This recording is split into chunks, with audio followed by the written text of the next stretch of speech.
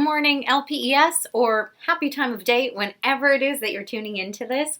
I'm excited to be back with you this week. I'm really excited for the topic that we're talking about today. We're kind of continuing last week's lesson and going to keep talking about our brains a little bit and the way that our brains are really awesome in some ways, but can make us do some not great things at other times. Before we get to any of that, though, why don't we settle all of our brains and our bodies? We're going to start with some mindfulness, with checking in with ourselves. Before you do anything else, I just want you to take one deep breath in. I always like to breathe in through my nose and out through my mouth. But if you prefer to do it a different way, that's a-okay too. Why don't you go ahead and do another deep breath with me. Breathe in and out. All right. Why don't we start by just tuning in to what we're feeling in our hearts, what we're feeling in our heads. Think about what emotions, what feelings you are feeling so far today. A lot of times when we're watching this first thing in the morning, the one that I hear so much is, I'm feeling tired. And that's okay, but I want you to try and dig a little bit deeper. We've talked about this before. Instead of just leaving it at tired, think about what emotion feeling tired makes you feel. Maybe you feel tired and you're kind of cozy and comfortable in it. Even though you're at school, even though we're starting our day together, maybe you're feeling kind of chill and relaxed. Maybe feeling tired makes you feel really grumpy and kind of puts you in a bad mood. And that's okay too. Maybe feeling tired makes you feel distracted, or we're having trouble focusing on our teacher or focusing on Mrs. Heffler talking in this video. Maybe you're not feeling tired at all.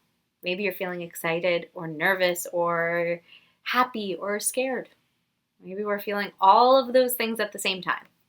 Whatever it is, it's yours. Own it. Be okay with whatever feeling you're feeling. And remember, it's just like the weather. This is a great time of year to use this analogy to talk about our feelings being like the weather, because the weather is doing some pretty wild things these days.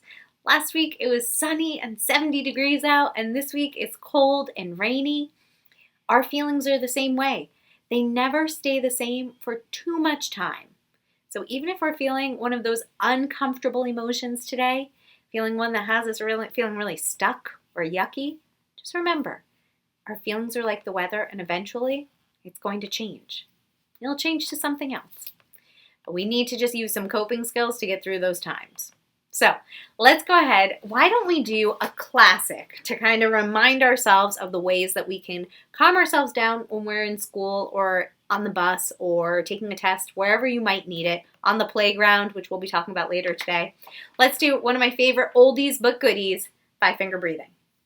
So you take your hand. If you're feeling self-conscious, like let's say you're in the middle of a test, you don't want your friends to know that you're doing 5-finger breathing, you can take your hand and just kind of put it down so it's kind of under your desk and go like this, or you could put it on your desk and kind of trace it like that.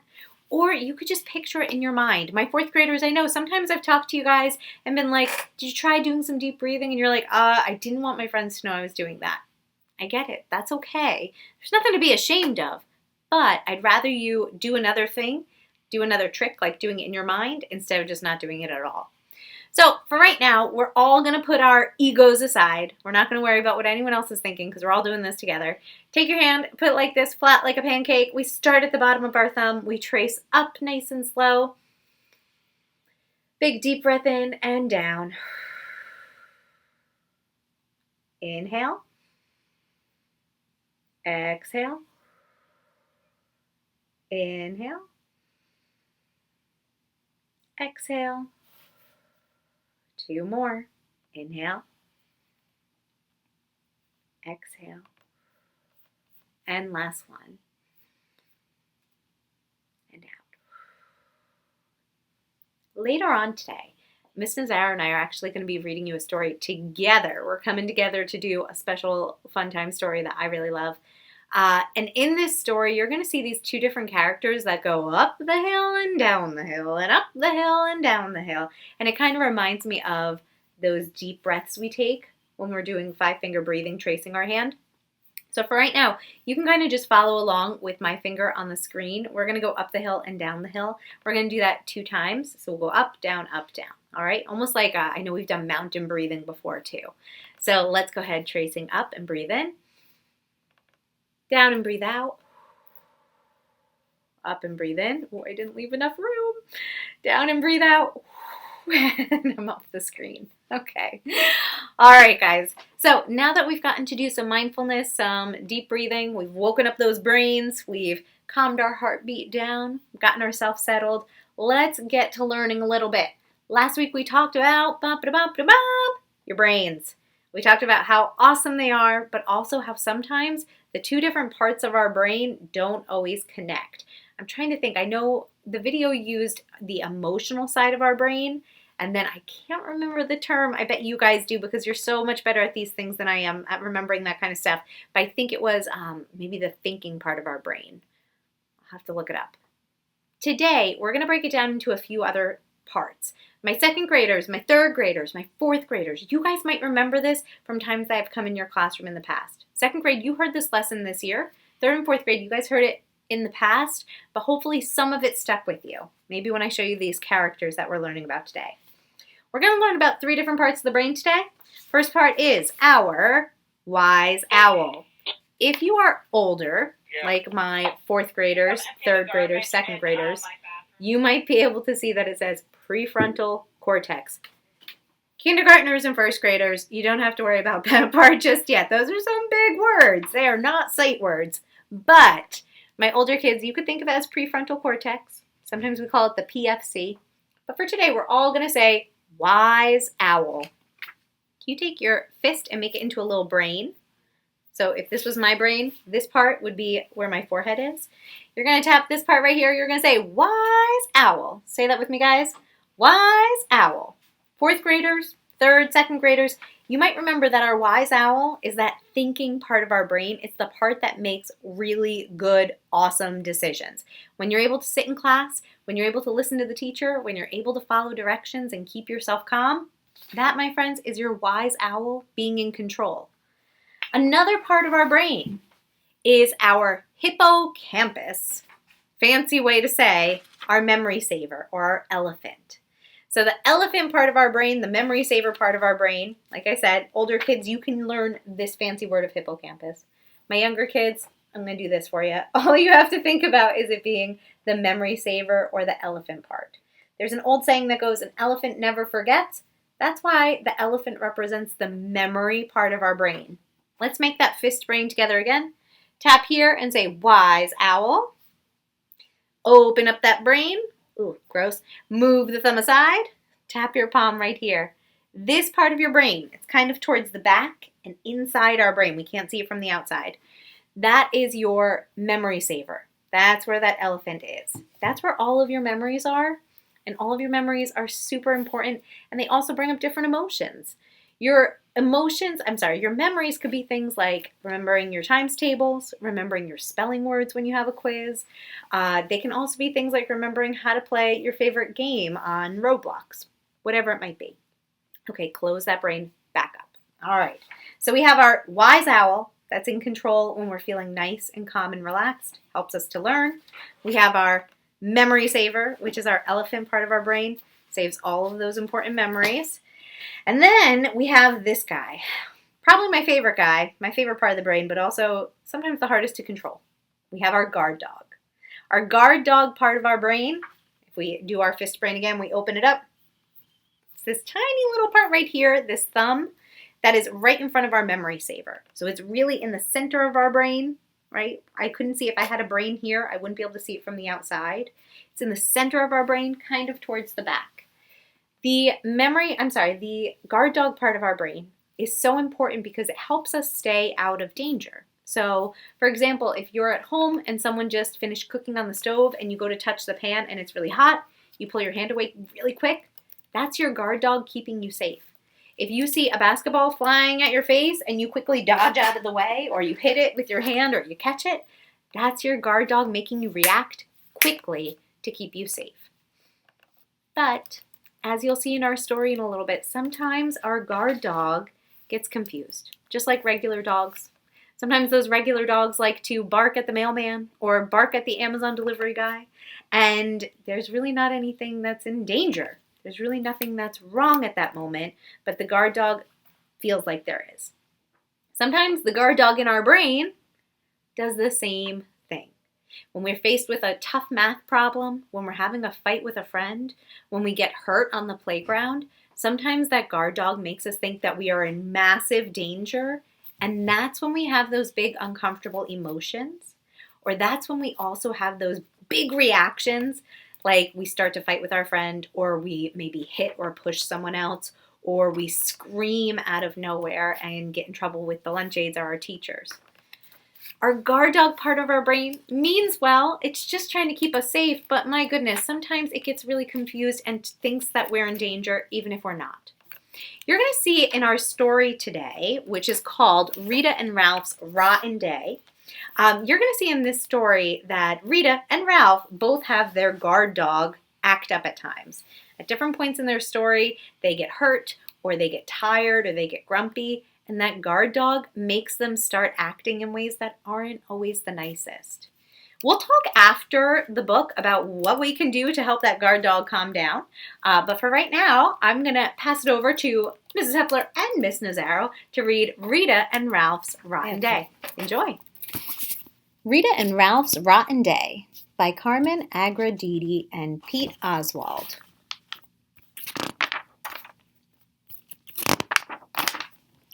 In two little houses on two little hills lived two best friends.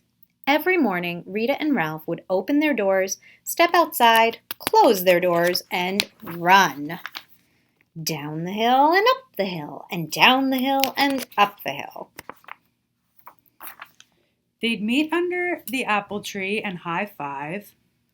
Pinky shake, do a cha-cha, play zombie tag, and make daisy chains. Then one day, they played a new game, Sticks and Stones. Ow! Yelled Rita. Uh-oh. Ralph froze. This was bad. Really bad. So they ran away. Down the hill and up the hill, and down the hill and up the hill. They opened their doors, raced inside, and closed their doors. Rita was mad. And Ralph was sorry. So Ralph opened the door, stepped outside, and closed the door. It was 100 years to Rita's house, but she was his best friend. So Ralph went down the hill and up the hill and down the hill and up the hill and down the hill and up the hill and down the hill and up the hill. The long walk made Ralph a smidge grumpy. "I'm sorry," he barked. But he didn't sound one bit sorry, so Rita did not open the door. "Grrr," said Ralph, and off he stomped. Down the hill and up the hill and down the hill and up the hill and down the hill and up the hill and down the hill and up the hill. He opened the door, stepped inside, and closed the door. Now Ralph was mad. And Rita was kind of sorry. So she opened the door, stepped outside, closed the door, and ran. Down the hill and up the hill and down the hill and up the hill and down the hill and up the hill and down the hill and up the hill. As she ran, she thought about Ralph and that rock. Just thinking about it made her mad all over again. "I want my pine cone back," she shouted. Ralph opened the door, pew, and closed the door. And Rita tromped. Down the hill and up the hill and down the hill and up the hill and down the hill and up the hill and down the hill and up the hill. She opened her door, marched inside, and slammed the door. Now Rita was mad. And Rita was sad. And Ralph was mad. And Ralph was sad. And in two little houses on two little hills, no one slept a wink. It had been a rotten day. Just when it seemed nothing would be right again, it was a new day. Rita and Ralph opened their doors, stepped outside, closed their doors, and went, you guys know what's coming, down the hill and up the hill and down the hill and up the hill. Whew, that was a short one.